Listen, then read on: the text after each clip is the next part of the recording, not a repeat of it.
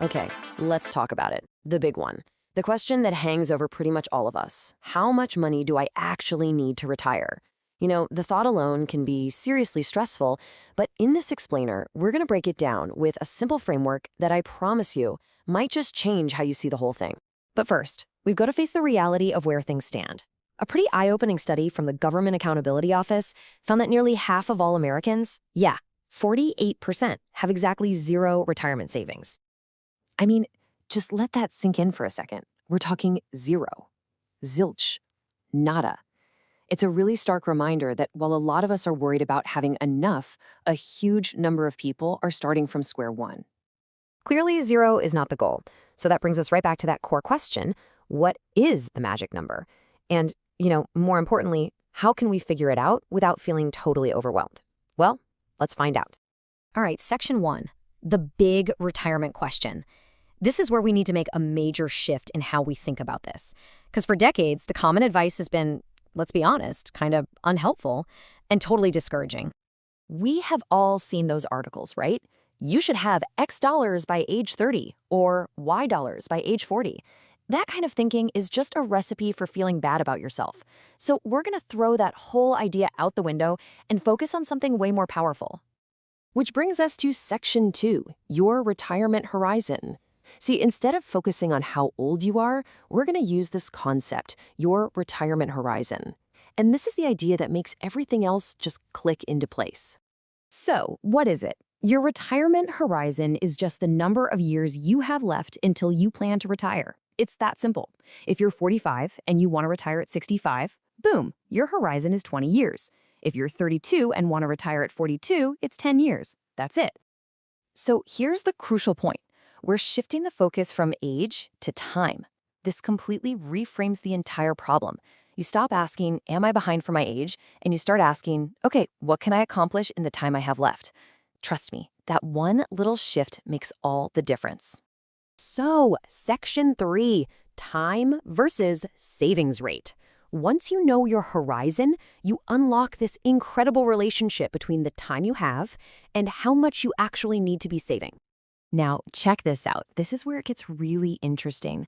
Look at how dramatically these numbers change. Let's take the goal of hitting $1 million.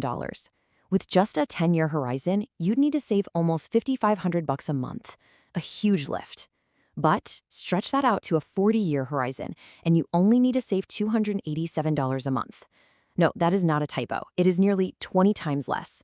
This just perfectly shows the unbelievable power of compounding interest over time. So what this really reveals are the two different engines that build your wealth. If your retirement horizon is short, your main engine is your savings rate.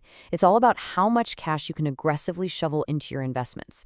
But if your horizon is long, your main engine becomes compounding, where time and the market literally do most of the heavy lifting for you. Okay, section 4. What's your target number? So we get the power of our retirement horizon, but we still need a target, a destination. So how do we find that personal enough number? Well, thankfully, there's a classic rule of thumb that makes it surprisingly simple. It's called the 4% rule.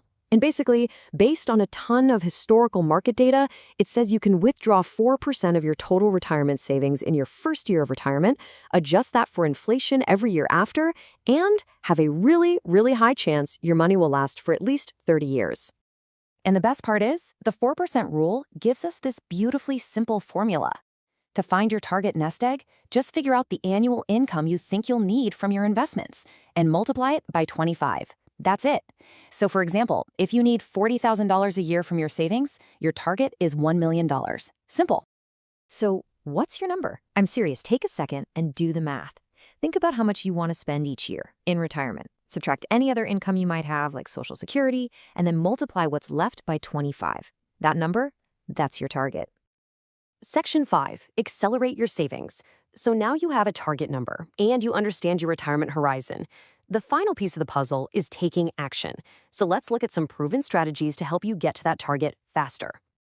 Okay, here are 8 really powerful steps, and we can kind of group them into 4 main ideas. First up, maximizing free money. That covers step 1, using tax-sheltered accounts, and step 2, which is absolutely crucial. Always get your full employer match. It's literally free money. Second is controlling your spending. That's step 3, avoiding lifestyle inflation. When you get a raise, invest the difference. And step 4 is a more advanced move called house hacking, where you rent out part of your home to slash your biggest expense. The third area, putting it all on autopilot. Steps 5 and 6 are so simple. Automate your savings and your investments. This takes willpower completely out of the equation. And finally, number 4 is about growth and diversity. Step 7 is diversifying your investments, and step 8 is creating new income by starting a side hustle to pour fuel on the fire. So, we'll leave you with one last question.